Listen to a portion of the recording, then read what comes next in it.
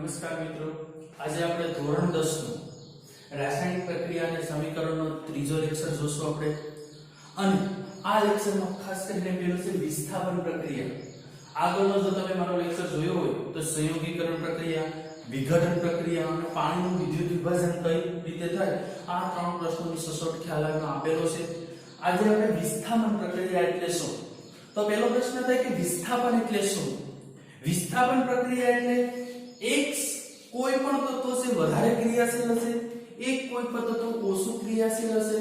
તો વધારે ક્રિયાશીલ તત્વ છે એ ઓછા ક્રિયાશીલ તત્વો પાસેથી પરમાણુ લઈ લે છે, તેને શું કહેવામાં આવે છે?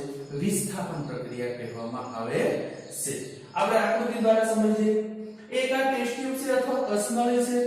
આ કસનળીમાં મેં કોપર સલ્ફેટનું દ્રાવણ નાખેલ છે, CuSO4 કોપર સલ્ફેટનું દ્રાવણ નાખેલ છે. કોપર સલ્ફેટના દ્રાવણમાં મેં બે ખીલી મૂકેલી છે જે દોરા વડે બાંધેલી છે. બે ખીલીને મેં દોરા વડે બાંધેલી છે. આ ખીલી કોપર સલ્ફેટના દ્રાવણમાં મૂકતા તમે 20 મિનિટ પછી અવલોકન કરશો તો આ લોખંડની ખીલી છે એ શેષ કટાઈ ગઈ હોય અથવા કથ્થાઈ રંગનો જે આપણે કાટ લાગે છે એવી લોખંડની ખીલી થઈ જશે. તો આનો મતલબ એમ થયો લોખંડની ખીલી પહેલા તો સ્વચ્છ હતી, એકદમ નવી હતી. તો જ્યારે એને કોપર સલ્ફેટના દ્રાવણમાં મૂકવામાં આવે તો કોપર સલ્ફેટનું દ્રાવણ છે એના કરતા લોખંડની ખીલી છે વધારે સક્રિય છે. તો પહેલો પ્રશ્ન થાય કે સાહેબ સક્રિય કઈ ધાતુ છે? હું અહીં ખાલી તમારા માહિતી માટે લખું છું કઈ ધાતુ સૌથી વધારે સક્રિય છે અને કઈ ધાતુ ઓછી સક્રિય છે.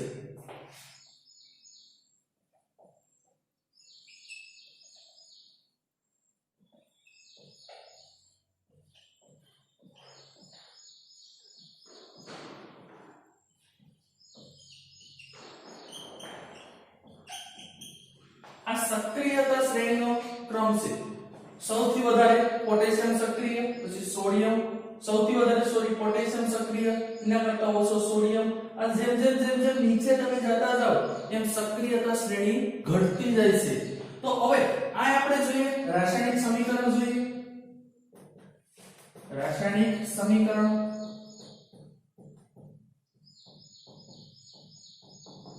મેં શું લીધું છે? કોપર સલ્ફેટ અને ખીલી એટલે લોખંડ એટલે Fe. હવે હું અહીં લખીશ એક Fe ને શું કહેવાય? આયન અથવા લોખંડ. આની સાથે સાથે મેં શું ઉમેર્યું છે? CuSO4 copper sulphate.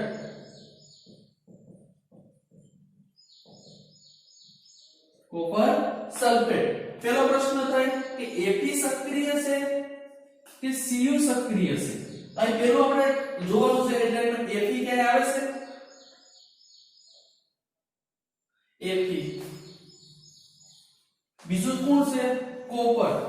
તો આવો પ્રશ્ન ઉદ્ભવે કે Fe છે એ કોપર કરતા કેવી ધાતુ છે? સક્રિય. આ વધારે સક્રિય ધાતુ છે. આ કેવી છે?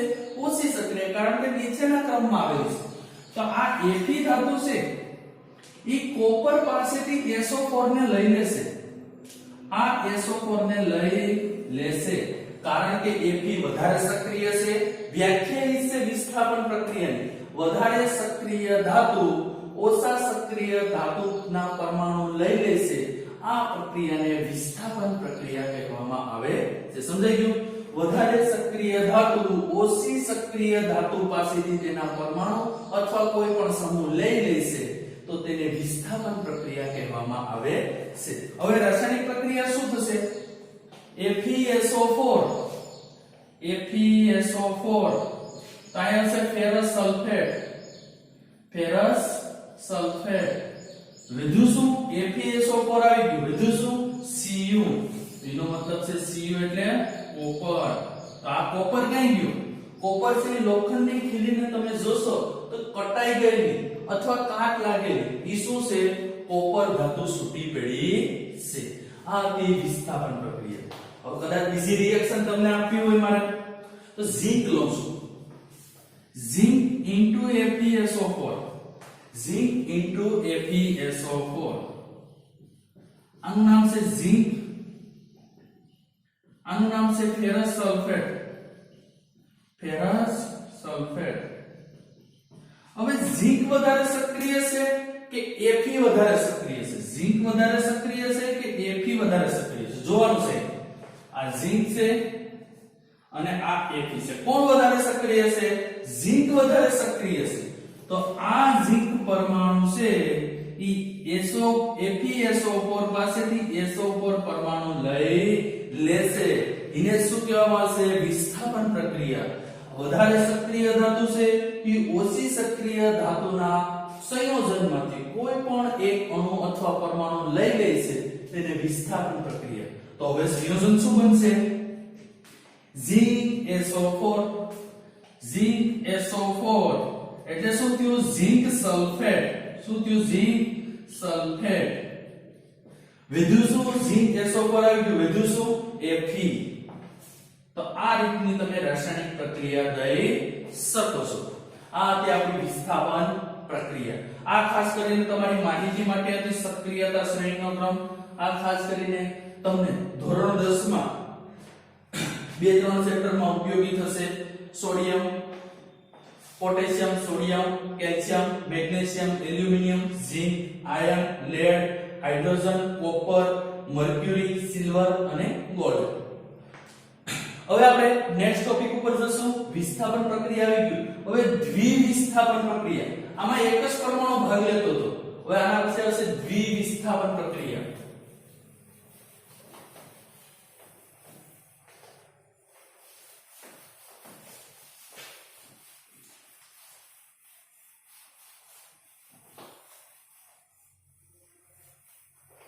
હું આ ટોપિકમાં એડ કરી નાખું છું દ્વિવિસ્થાપન પ્રક્રિયા. હવે દ્વિવિસ્થાપન પ્રક્રિયા એટલે શું? ઓલામાં એક જ પરમાણુ ભાગ લેતો તો દ્વિવિસ્થાપનની પહેલા હું ડેફિનેશન વ્યાખ્યા સમજાવું છું. જ્યારે કોઈ પણ બે પરમાણુ અથવા સંયોજન હોય એમાં બંનેની આપલે દ્વારા જે સંયોજન બને. એક ઉદાહરણ આપું છું. એક બેરિયમ સલ્ફેટ લઉં છું, BaSO4. Ba એટલે બેરિયમ, SO4 એટલે સલ્ફેટ. બેરિયમ સલ્ફેટ અથવા બેરિયમ ક્લોરાઇડ લો.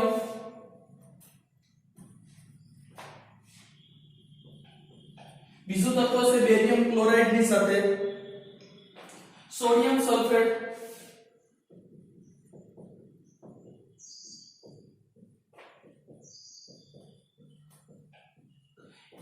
સોડિયમ સલ્ફેટ એટલે Na2SO4, સોડિયમ સલ્ફેટ.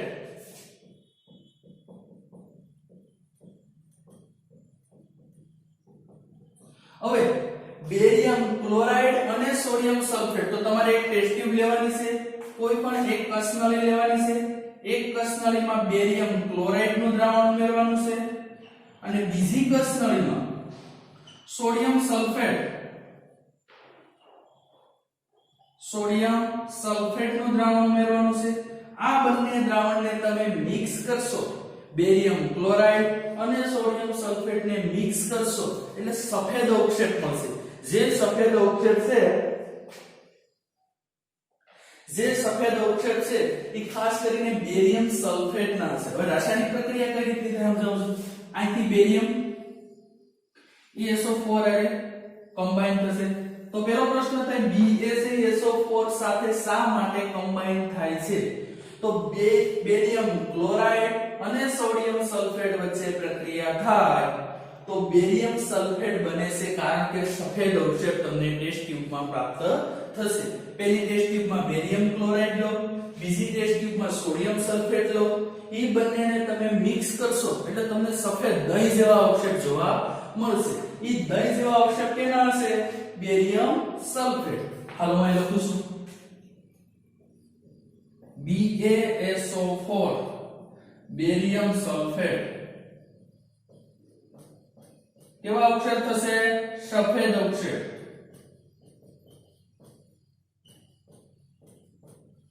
હવે એટલું થઈ ગયું. વધ્યું શું? BaSO4 થઈ ગયું. હવે બે ક્લોરીન વધ્યા અને સોડિયમ 2 વધ્યા. તો Na અને Cl એકબીજા સાથે સંયોજાય. Na એટલે સોડિયમ, Cl એટલે ક્લોરીન. સોડિયમ અને ક્લોરીન એકબીજા સાથે સંયોજાય તો સોડિયમ ક્લોરાઇડ બનાવે. સોડિયમ ક્લોરાઇડ ને આપણે સાદી ભાષામાં શું કહીએ છીએ? મીઠું કહીએ છીએ. કેટલા Na છે 2 Na અને 2 Cl તો અહીં લખીશ 2 NaCl સોડિયમ ક્લોરાઇડ અથવા સામાન્ય ભાષામાં આપણે શું કહીએ છે મીઠું પાછી પ્રક્રિયા કઈ દોસ્તો દ્વિવિસ્થાપન પ્રક્રિયા એટલે શું જ્યારે એક સંયોજન બીજા સંયોજન સાથે અને બીજું સંયોજન છે એ પહેલા સંયોજન સાથે તો કોઈ પણ દ્વિવિસ્થાપન પ્રક્રિયામાં કોઈ પણ બે સંયોજનો એકબીજા સાથે આપલે થઈ અને આપલે કરી રાસાયણિક પ્રક્રિયા દ્વારા જોડાય છે તેને દ્વિવિસ્થાપન પ્રક્રિયા કહેવામાં આવે છે તેમાં બેરિયમ ક્લોરાઇડ અને સોડિયમ સલ્ફેટ એક ટેસ્ટ ટ્યુબમાં બેરિયમ ક્લોરાઇડ એક ટેસ્ટ ટ્યુબમાં સોડિયમ સલ્ફેટ બંનેને મિક્સ કરો એટલે શું થશે બેરિયમ સલ્ફેટ અને સોડિયમ ક્લોરાઇડ પ્રાપ્ત થશે આ તો આના પછી આપણો ત્રીજો પોઈન્ટ છે ઓક્સિડેશન અને રિડક્શન ખાસ મહત્વનો પોઈન્ટ છે ઓક્સિડેશન કોને કહેવાય અને રિડક્શન કોને કહેવાય જે સ્ટાન્ડર્ડ 10 માંથી આમ તો જોઈએ તો 9મા ધોરણથી થોડું ઘણું ઓક્સિડેશન રિએક્શન આવે છે સેટ 10 11 બાર સાયન્સ ક્યાંય પણ જે કેમિસ્ટ્રી રસાયણ વિજ્ઞાનને લગતી કોઈ પણ શાખામાં તમે જશો ઓક્સિડેશન અને રિડક્શન છે અગત્યનો ભાગ ભજવશે આજે આપણે ઓક્સિડેશન અને રિડક્શન બંને એક સાથે કઈ રીતે સમજી શકાય એના વિશે આપણે અભ્યાસ કરીએ હું બંનેની ડેફિનેશન લખી બંનેને એક સાથે સમજાવવાનો પ્રયત્ન કરીશ શા માટે કારણ કે બંનેમાં થોડો ડિફરન્સ છે એક બાજુ હું લખીશ ઓક્સિડેશન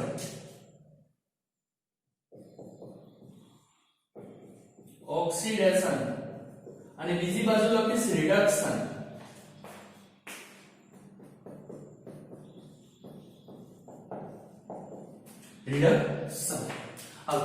ઓક્સિડેશન ઓ આવે છે તો હું વ્યાખ્યા લખીશ જો સિમ્પલ છે આ વ્યાખ્યા ઓક્સિડેશન ની વ્યાખ્યા ઓક્સી એટલે ઓક્સિજન આવે છે તો જે કોઈ પણ રાસાયણિક પ્રક્રિયામાં ઓક્સિજનનો ઉમેરો થતો હોય ખાલી હું લખું છું ઓક્સિજન O2 એટલે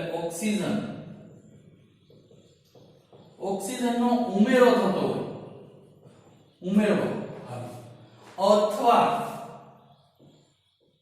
અથવા લખું છું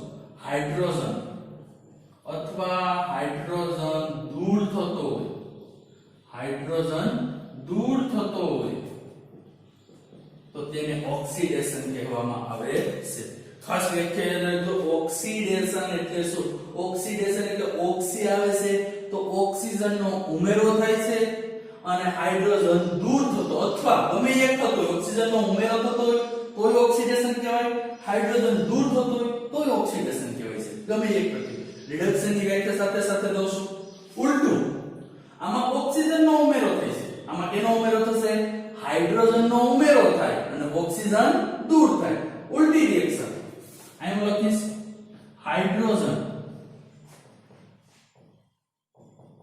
હાઇડ્રોજનનો ઉમેરો થાય અને દૂર તો શું થાય ઓક્સિજન દૂર થાય અથવા ઓક્સિજન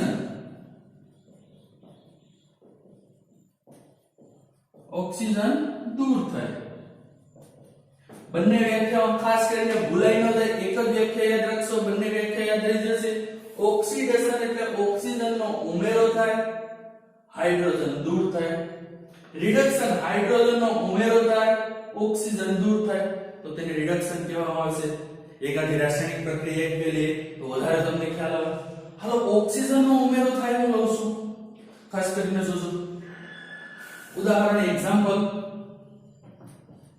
કાર્બન પ્લસ ઓક્સિજનનો ઉમેરો થયો કે ઓક્સિજનનો ઉમેરો થયો અને શું કહેશું ઓક્સિડેશન આ carbon plus oxygen carbon dioxide લખી નાખું છું નીચે કાર્બન અહીં થશે ઓક્સિજન તો શું થશે કાર્બન ડાયોક્સાઇડ હાલો બીજું એક લઉં છું ઓક્સિજનનો ઉમેરો જે આપણે ઓલરેડી આવી ગયું છે મેગ્નેશિયમની પટ્ટીનું દહન પહેલો જ લેક્ચર મારો જે આપણે મીણબત્તી વડે મેગ્નેશિયમની પટ્ટી સળગાવી હતી, જગારામાંથી સફેદ જ્યોતિ સળગતી હતી. તો એ હવે લઈ લે બીજું એક રિએક્શન. મેગ્નેશિયમ ધાતુનું હવાની હાજરીમાં દહન કરતા મેગ્નેશિયમ ઓક્સાઇડ બનતો હતો. મેગ્નેશિયમ અહીં શું હશે? ઓક્સિજન. અહીં શું હશે? Magnesium oxide. શું હશે? Magnesium oxide. પ્રક્રિયા સંતુલનમાં નથી.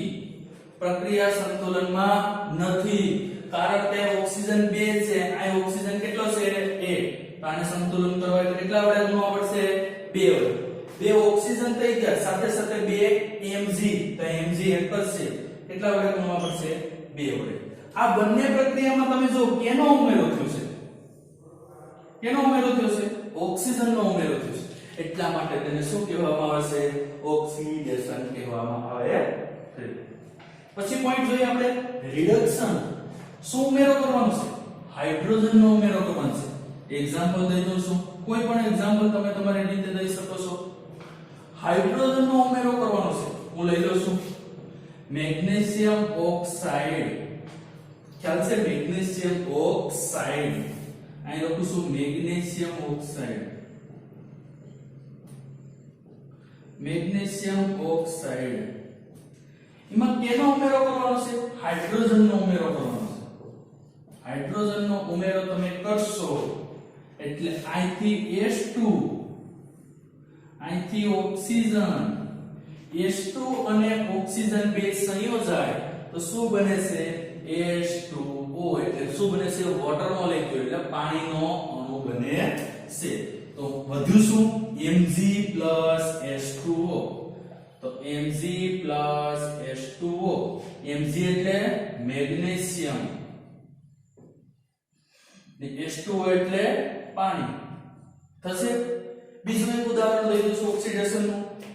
Copper oxide Cu. Magnesium Mg હતો તો મેગ્નેશિયમ O એટલે ઓક્સાઇડ, Cu એટલે કોપર, O એટલે ઓક્સાઇડ. કોપર ઓક્સાઇડ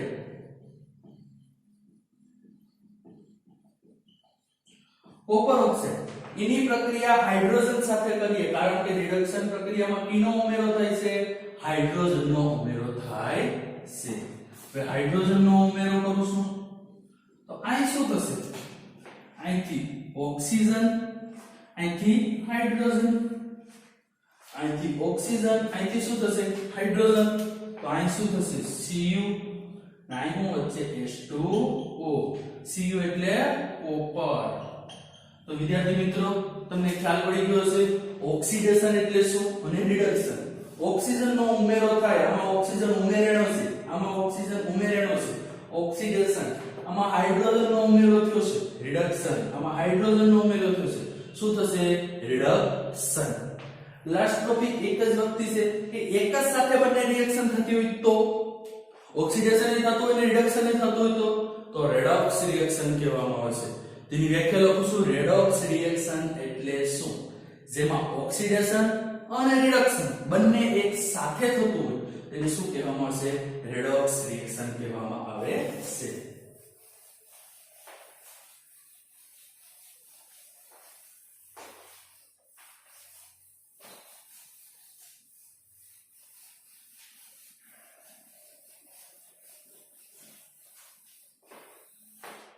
હાલો લખું છું રેડોક્સ રિએક્શન.